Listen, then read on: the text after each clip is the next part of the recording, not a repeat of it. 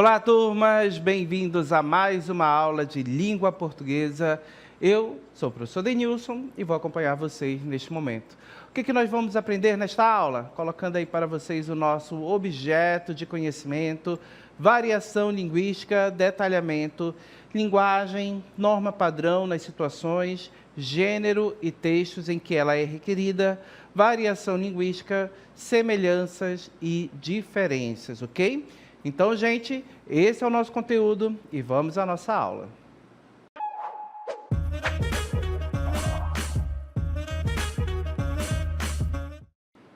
Nesta aula vamos falar sobre os diferentes modos que nós podemos fazer uso da nossa língua. Percebam que todos nós somos pessoas diferentes e é comum que cada um tenha seu próprio modo de fazer a língua, ou seja, de fazer uso da língua. E devido a isso, devido a essa diferença que nós possuímos de idade, também de religião, classes sociais, também escolaridade, tantas outras diferenças que nós podemos ter, até mesmo de regionalidade relacionados ao local em que você vive, nós vamos escolher diversas formas, vamos ter opções diferentes de utilizar a língua. Então, para que a gente possa compreender bem o que é a variação linguística, vamos assistir a um vídeo e prestem bastante atenção na personagem que estará presente nesse vídeo. Observem também o contexto em que ela faz uso da língua, ou seja, em que ela estabelece um diálogo, uma conversa com uma amiga, e também o contexto em que ela está se apresentando para pessoas que são desconhecidas delas, ok? Então, vamos aí ao nosso texto, ao nosso vídeo.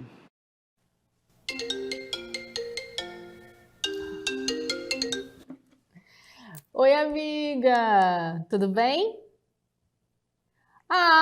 Opa! Já quero ficar de bubuia no domingo. Pode contar comigo. Eu vou nesse rolê. Claro, morreu de colar. Vixe, Teleza. Para com a tua leseira varé, mulher. Até parece que eu vou faltar. Nem que caia o maior toró, eu vou. Tá bom. Mana, preciso desligar. Tenho que voltar para trabalhar. Que se esquece para você. Senhores, primeiramente quero cumprimentar este corpo de sentença.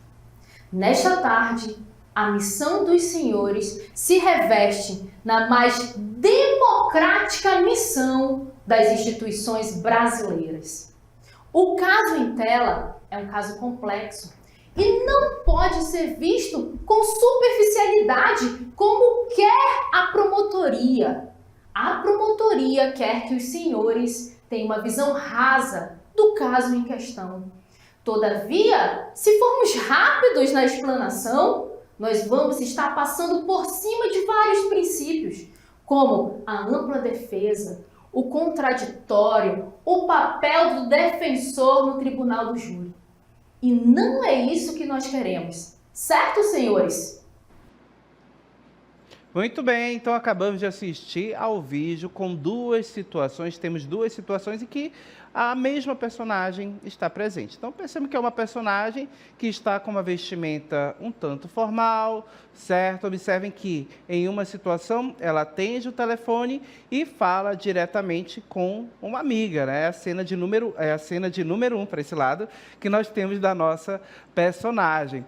E observem que ela, ao se comunicar, ao dialogar com a sua amiga, ela faz uso de um modo diferenciado. Perceba que é uma conversa mais próxima, é alguém que ela conhece, alguém que ela tem intimidade, alguém que ela tem uma relação de carinho, porque é uma amiga. E observem como ela fala com essa amiga. Ela faz brincadeiras, ela faz o uso de algumas expressões que são próprias da região em que ela vive, como, por exemplo, leseira baré, toró. Percebam que essas palavras são palavras que estão ali e sendo utilizadas em um contexto informal. Observem que a conversa, o diálogo que ela tem com a amiga é uma conversa informal, não é nada sério.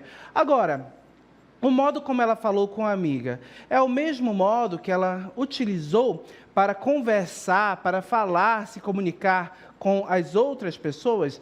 Lá na cena de número 2, nós vemos ali uma cena diferente. Na cena 1, a gente tem aqui a nossa personagem em um ambiente como se fosse um escritório, certo? Ali ela está, somente ela, e ela atende o telefone e conversa com a amiga. Já na cena de número 2, a gente soube que ela está trabalhando na cena de número 1. Na cena de número 2, a gente vê exatamente ela exercendo a sua profissão. Ao observar a cena, vocês perceberam que nós temos ali um ambiente que nos remete à ideia de um tribunal, certo? Perceba que nós temos pessoas compondo ali um júri, perceba que é um processo em que ela está dialogando com as pessoas, está expondo a defesa ali exatamente relacionada aí ao seu cliente, né, que deve ter cometido algum crime. E observem que ela conversa com esse corpo de júri de uma maneira diferente da forma como ela conversou com uma amiga. Aqui ela teve uma linguagem, utilizou um vocabulário mais afetivo, ela utilizou gírias, uma linguagem mais informal, porque ela estava falando com alguém com quem ela conversa, ou seja, com quem ela conhece, alguém próximo dela. Já na cena de número 2, não. São pessoas que nós podemos considerar distantes da nossa personagem. Lembrando aqui da profissão que ela exerce, como a gente já viu que é um ambiente de tribunal, então ela pode ser uma advogada. E observem que, ao exercer a profissão dela, ao falar com pessoas que ela nunca viu na vida, em um ambiente de trabalho, ela faz uso de uma linguagem diferente, uma linguagem técnica, tanto que ela menciona termos como júri, promotoria, certo? Como princípios também relacionados aí à Constituição. Ela também fala com essas pessoas de uma certa formalidade, mantendo uma certa distância, ok? Então, percebam que aqui ela está utilizando uma linguagem formal, e é algo diferente da cena de número 1, uma língua diferente. E observem que aqui nós temos um claro exemplo de variação linguística. A nossa personagem fez uso de diferentes modos da língua, ela utilizou formas diferentes da língua para se expressar, para se comunicar. E aí nós vamos ter exatamente o que nós chamamos de variação linguística. Colocando aí o nosso texto, que é a variação linguística, chamamos de variação linguística os diferentes modos de uso da língua, falada ou escrita. Ela existe porque as pessoas possuem a característica de serem as línguas na realidade. Ela existe porque as línguas possuem a característica de serem dinâmicas e sensíveis a fatores como região geográfica, o sexo, a idade, a classe social do falante e o grau de formalidade do contexto de comunicação. Quando a gente observa as duas cenas, nós percebemos que nós temos aqui contextos diferentes.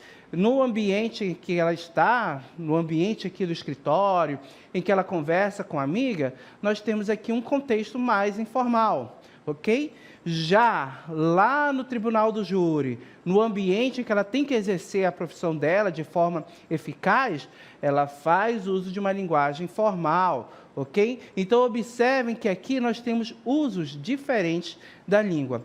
Um uso coloquial, na cena 1, e um uso culto, na cena de número 2. E aí nós vamos ter os conceitos de linguagem culta e linguagem coloquial. O que é a linguagem culta? Colocando aí para vocês. A linguagem culta, ou padrão, a norma padrão, também chamada de formal, é aquela ensinada nas escolas. Então, aqui nós estamos aprendendo a fazer uso dessa linguagem culta, gente, dessa língua padrão, dessa língua formal, tá bom? É aquela ensinada nas escolas e serve de veículo às ciências que se apresentam com terminologia especial. É usada pelas pessoas instruídas das diferentes classes sociais e caracteriza-se pela obediência às normas gramaticais. Então, a linguagem culta é exatamente aquela que vai seguir as regras gramaticais, gente. Ela segue as regras gramaticais.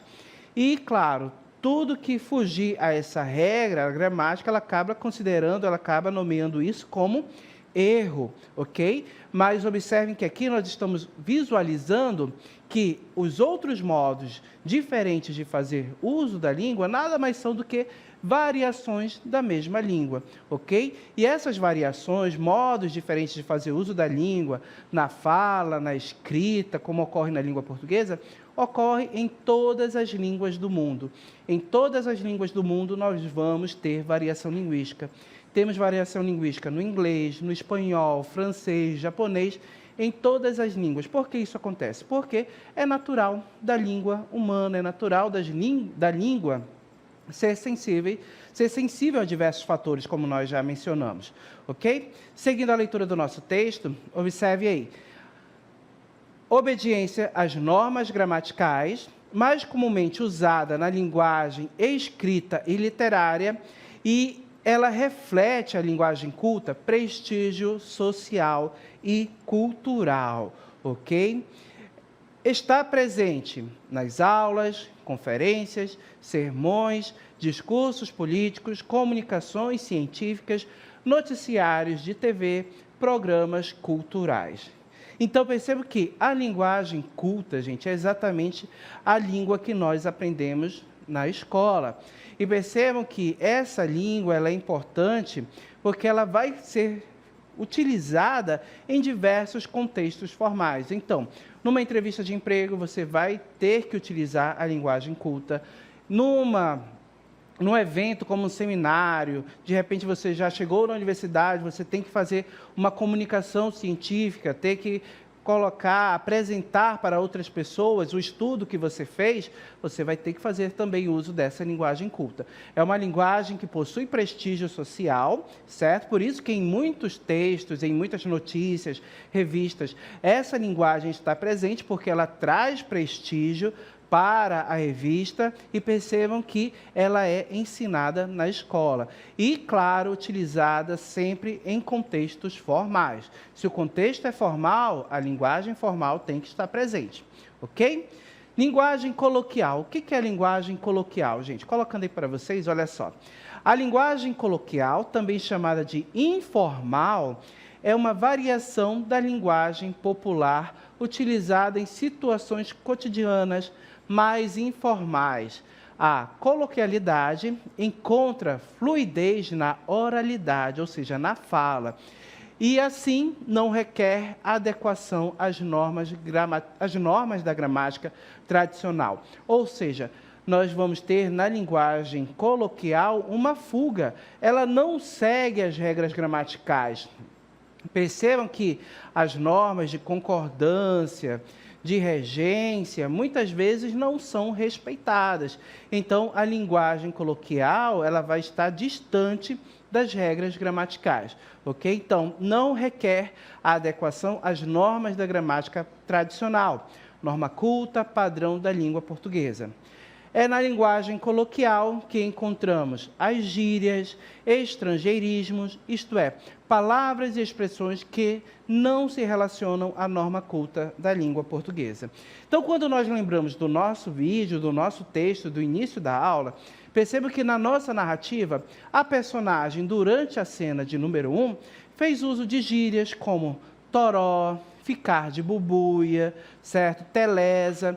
Perceba que são expressões da região norte do Brasil e são expressões utilizadas de forma muito comum pelos seus habitantes, pela população. E presente muitas vezes nas conversas informais. Percebam que a nossa amiga, ela estava conversando com a amiga dela, certo? Então, a nossa personagem conversava com a amiga dela. Alguém que era próximo dela, alguém que ela tinha intimidade, tanto que vocês viram que ela se despede de forma carinhosa, kisses, kisses, que é exatamente um estrangeirismo. Percebam que kisses, beijo, é uma palavra que vem lá da língua inglesa e percebam que ela foi incorporada, foi utilizada na língua portuguesa no lugar de outra. É um estrangeirismo. Então, percebam que Tudo isso evidencia para a gente que a cena de número 1 é uma linguagem informal, é uma linguagem coloquial. E por que ela é utilizada nesse contexto? Porque é alguém próximo da personagem. Percebam que é alguém que ela tem intimidade. Então, ali naquela conversa, a pessoa não está preocupada em seguir as regras. Percebam que é alguém que ela tem liberdade para fazer uso da língua como ela preferir, como ela gosta. Então, observem que ali na cena de número 1, nós temos linguagem coloquial. Já na cena de número 2, vocês observaram que o contexto é completamente diferente. Primeiro, os personagens que interagem são pessoas que estão distantes, ou seja, elas não têm intimidade, não são pessoas próximas. A nossa personagem não é amiga daquele corpo de júri. Percebo que isso não é permitido também por questões éticas nos tribunais, em julgamentos. Geralmente são pessoas desconhecidas, pessoas que não têm contato nenhum com aqueles que estão envolvidos ali no julgamento ou até mesmo com a pessoa, certo, que está sendo defendida. Então, são pessoas distantes, desconhecidas. A nossa personagem estava exercendo a sua profissão, tanto que ela faz uso de uma linguagem técnica para falar sobre a defesa. Ela traz expressões, traz palavras que são próprias do campo jurídico, que são próprias desse universo das leis. Percebo que ela fala sobre princípio, ela fala sobre Constituição, Estado democrático, e percebam que essas palavras evidenciam para a gente já uma linguagem técnica e um contexto, certo, formal, evidenciando uma linguagem formal, uma linguagem culta. E ela faz uso por quê? Porque ela está diante de pessoas que ela não conhece, ela está exercendo a profissão dela, e percebam que, ao exercer a profissão dela, ela pega a língua de acordo com a norma gramatical. Ela faz uso da linguagem culta de acordo com as regras, e isso traz prestígio também para ela, já que ela está ali, é uma pessoa que estudou muito tempo para exercer a profissão do direito. Então, percebam que ela faz uso de uma linguagem formal, porque ela está em um contexto formal, gente, ok? Lembrando sempre que o modo como você vai utilizar a língua depende muito do contexto. Você tem que utilizar a língua de acordo com o contexto. Contexto formal, linguagem formal. Contexto informal, a linguagem informal, coloquial, pode estar presente, ok? É como uma roupa, gente. A língua, ela funciona, ela se comporta como uma roupa. Quando você vai a uma festa de algum amigo, na beira do rio, assim, um encontro que vocês fazem na beira do rio, será que você vai utilizar a mesma roupa que você vai para a missa, lá naquele local?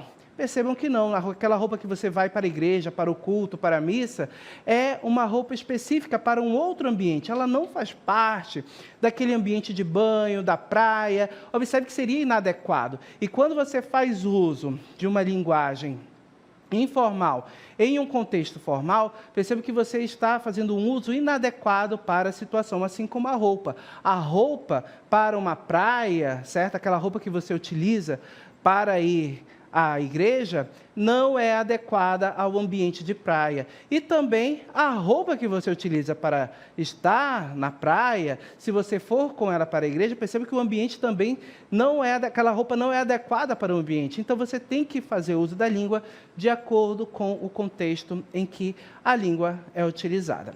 Agora vamos ver como essa variação linguística ela se manifesta nos textos, certo? Nós vimos na oralidade com a nossa personagem, conversando com uma amiga, depois exercendo a sua profissão, defendendo alguém perante a justiça, ok? Agora vamos observar como essa linguagem culta e essa linguagem coloquial se manifestam nos textos. Então, vamos ao nosso primeiro texto escrito, colocando aí para vocês, olha só. A história, mais ou menos.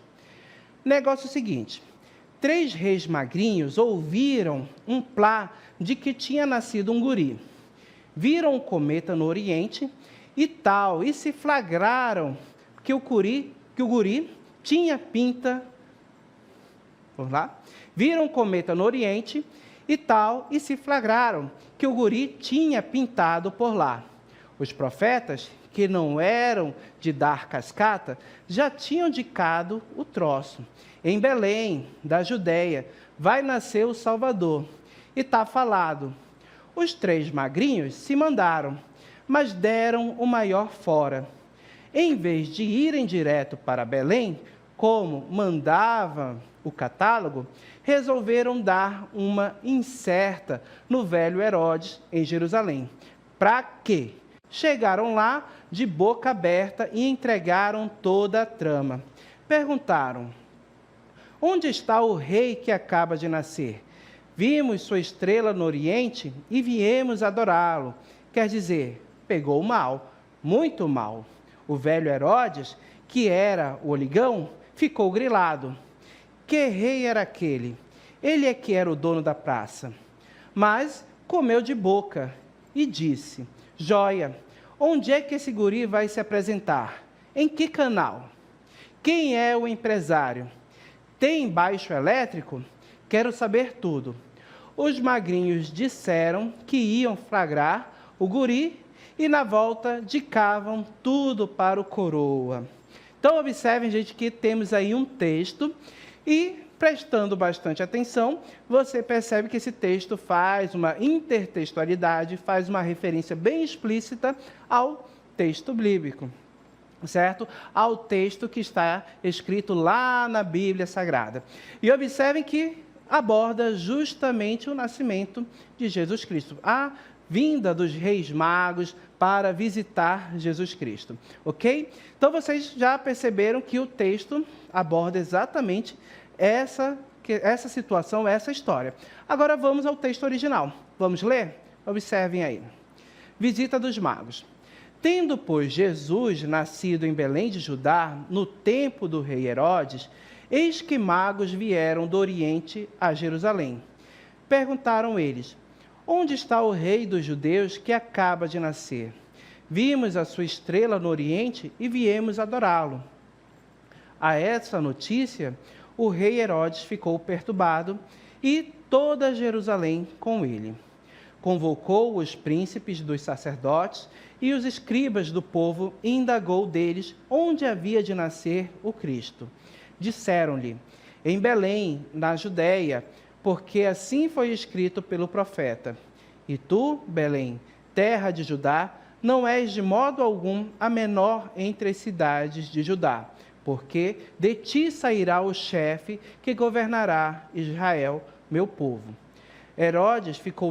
Herodes, então, chamou secretamente os magos e perguntou-lhes sobre a época exata em que o astro lhe tinha aparecido. E, enviando-os a Belém, disse: ide e informai-vos bem a respeito do menino. Quando tiverdes encontrado, comunica-me, para que eu também vá adorá-lo. Tendo eles ouvido as palavras do rei, partiram. Então, gente, observem que esse é o texto bíblico original, retirado diretamente da Bíblia. Agora, o modo como a história é contada. Observe que nós temos diferenças bem claras presentes aí por meio da língua. E perceba que são variações de uso da nossa língua, da língua portuguesa.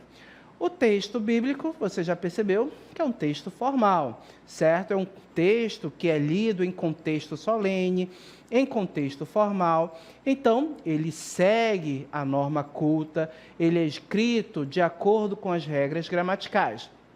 Já o outro texto é uma crônica de Luiz Fernando Veríssimo.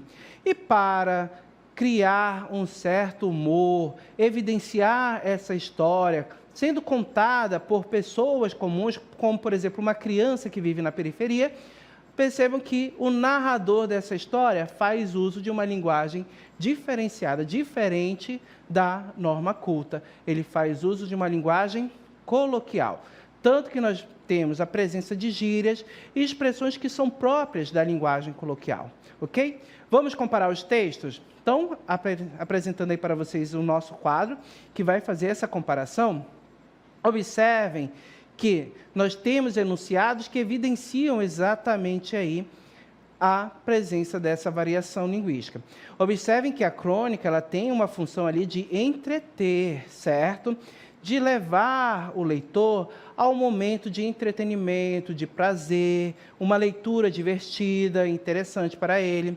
Já o texto bíblico, ele é utilizado ali em momentos solenes, tem um fundo, ou seja, ele tem um olhar mais voltado para a evangelização, para a propagação da palavra. Então percebo que ele usa linguagem coloquial, linguagem culta, linguagem formal. A crônica não. O narrador é como se fosse uma criança que vive em periferia, contando a história da visita dos Reis Magos, certo? Então observem que a linguagem foi construída de forma diferenciada. E aí nós vamos ter expressões que evidenciam a diferença aí entre os termos, entre a linguagem coloquial e a linguagem culta. Observem logo no início. Negócio é o seguinte, a forma como o texto inicia na crônica, certo? Que nós podemos aí, já evidenciamos para vocês, que é uma paródia do texto bíblico. O negócio é o seguinte, observe a introdução que nós temos no texto. Já no texto bíblico, observe, tendo, pois, Jesus, e aí a sequência, certo, do nosso texto. Observe que são formas diferentes de iniciar o texto. 3 reis magrinhos, observe aí, 3 reis magrinhos, quando a gente relaciona com o texto bíblico, olha só, 3 reis magos, então nós temos aí uma brincadeira, mago e a palavra magro, ok? Seguindo aí a comparação do nosso texto, observem a forma como nós temos aí a indicação do local em que Jesus iria nascer. Na crônica, em Belém da Judéia vai nascer o Salvador e está falado. Percebam que aí é como se o narrador estivesse falando para a gente essa de maneira bem formal. Já no texto bíblico, nós temos aí os escribas, né? Percebam as pessoas que eram responsáveis ali pelas leis. Então, eles vão dizer aí para a gente, né? Pelas profecias. E tu, Belém, terra de Judá, não és de modo algum a menor entre as cidades de Judá, porque de ti sairá o chefe que governará Israel, meu povo. Observem a diferença, gente. Olha só, de um tá falado é muito mais informal, é uma linguagem coloquial. Já no texto bíblico, não. Nós temos aí o uso dos termos, percebo que todos é uma linguagem formal, a construção do texto está de acordo com a concordância com as regras gramaticais, ok? Mais exemplo de comparação aí que nós temos entre linguagem culta e linguagem coloquial, olha aí no texto, na nossa crônica. Mas deram maior fora, em vez de irem direto para Belém, como andava o catálogo, ou seja, como mandava as escrituras, resolveram dar uma incerta no velho Herodes, em Jerusalém. Para quê? Observe aí, gente, a forma como é apresentado para nós, exatamente o momento em que os reis resolvem ir até o rei Herodes, certo? Os reis magos resolvem perguntar de Herodes onde Jesus iria nascer. Então, observem aí que o autor, o narrador, faz uma brincadeira aí, contando para a gente, faz uma tirada, né? Porque eles foram falar com a pessoa que justamente não teria interesse em um outro rei, né? Que seria o próprio rei Herodes.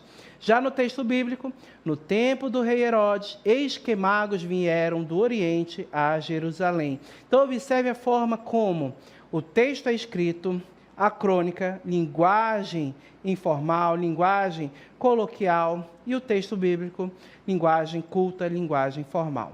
Mais um exemplo, olha só, expressões, ficou grilado. Observe essa gíria, gente, ficou grilado. No texto bíblico já tem aí a explicação, a tradução do que seria dessa gíria. Ficou perturbado, ou seja, se incomodou. Então, observe que o uso de gírias, algo próprio da linguagem coloquial, ok? Na linguagem culta, nós vamos ter aí muitas vezes o sentido denotativo sendo utilizado, o sentido literal das palavras. Mais um exemplo, os magrinhos disseram que iam flagrar o guri e na volta dicavam tudo para o coroa, ou seja, eles iam visitar Jesus Cristo, que seria o guri, né, a criança, o bebê Jesus, e na volta iriam contar para Herodes onde ele estava e onde o tinha encontrado, certo? E aí perceba a diferença desse texto que é escrito na crônica para o texto bíblico. Ide e informai-vos bem a respeito do menino. Quando o tiverdes encontrado, comunica-me, para que eu também vá adorá-lo. Tendo eles ouvido as palavras do rei, partiram. Então, gente, observem que os dois textos possuem finalidades diferentes. Percebam que a crônica é um texto que foi escrito para o entretenimento, para um momento de leitura e lazer, certo, do interlocutor. E percebam que ele faz uso de uma linguagem coloquial de forma intencional para trazer essa ideia de como se fosse uma criança contando de forma muito bem-humorada, uma criança que mora na periferia ou uma pessoa que mora em uma região periférica, lá da região sul, como se fosse essa pessoa que estivesse contando a história da visita dos Reis Magos a Jesus Cristo, ok? Então perceba que é um texto que tem um olhar para o entretenimento, faz uma brincadeira, conta essa história com bom humor, certo? E o texto faz uma intertextualidade diretamente com o texto bíblico. Já o texto bíblico, ele tem uma outra finalidade, ele tem uma finalidade de evangelização, de levar a palavra de Jesus Cristo, do Evangelho, aos povos, né? As pessoas que querem ter contato com essa ideia, com Jesus. E percebam que, ao fazer isso, faz uso de uma linguagem formal, uma linguagem culta, de acordo com as normas gramaticais. Então, observem que no texto bíblico a gente não tem a presença de gírias, não tem a presença de expressões próprias da oralidade, como para quê, certo? Por quê? Essas expressões, elas não aparecem, essas expressões que trazem indagação, certo? Que trazem aí um recurso fático, elas não estão presentes no texto bíblico, porque ele é voltado para a evangelização, é um texto formal, é lido em momentos solenes, certo? Então, percebo que o contexto em que ele é utilizado é um contexto formal, então ele faz uso de uma linguagem formal. Já a crônica, não. Linguagem coloquial de forma intencional para entreter. Ok, gente? Então, observem que, diante de tudo isso que nós refletimos, já percebemos que a língua ela pode ser utilizada de maneiras diferentes, ok? A mesma língua, a língua portuguesa, ela pode ser utilizada de formas diferentes, tanto no modo de falar, quanto no modo de escrever. E o que é importante você saber? Que em ambientes formais, linguagem formal, linguagem culta, ela deve estar presente. Em contextos informais, aí nós já podemos ter a presença de uma linguagem coloquial. Ok, gente? Dito tudo isso, vamos finalizar a nossa aula aqui.